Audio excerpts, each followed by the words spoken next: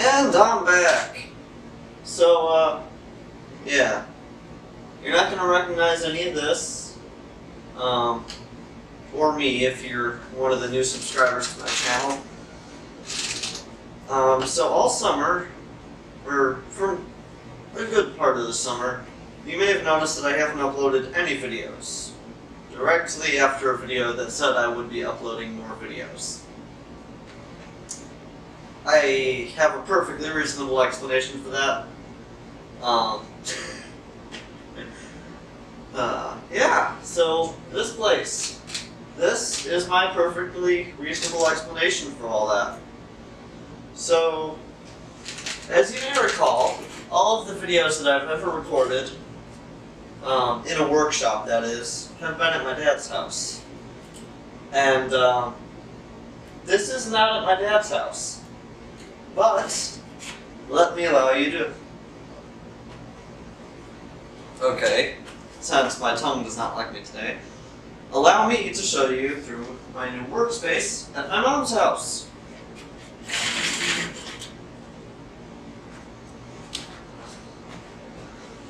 So, this is the general area. It's in the basement. That is my pegboard. I got pliers. I have this light, which swivels around like this. It's mounted. Same kind I have at my dad's house. I have a nice 2-pound hammer, which is actually better than the ball peen hammers that I'm using at my dad's house. I have a full set of pliers, wedges, some giant pliers that are usually used for blacksmithing, but I just use them for handling hot materials down here. Hacksaw, most importantly duct tape. I have my own vise I bought. And if we look over here, you will notice that I have another light.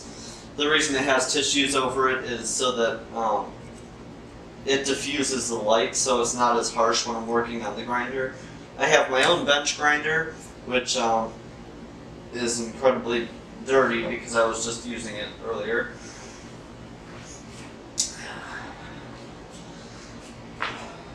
And yeah, so you will notice below that there's bins.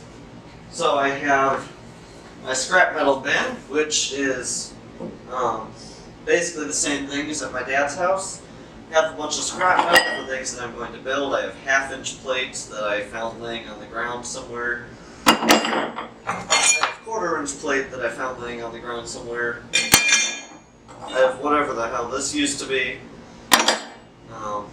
So yeah, a bunch of stuff.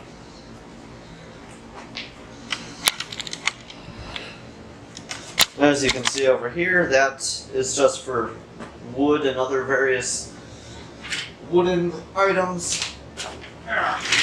Moving my office chair.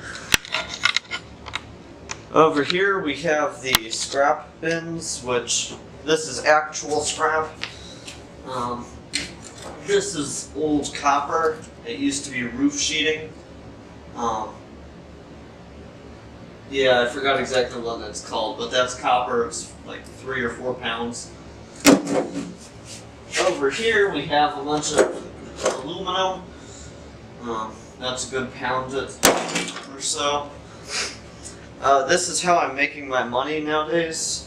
I'm scrapping old electronics, tearing all the valuable stuff out of them, putting them in those bins, and then like once a month or so I go for the recycling center and turn them in. So over here, which is the final part of our little grand tour, we have water bottles that need to be refilled. This one.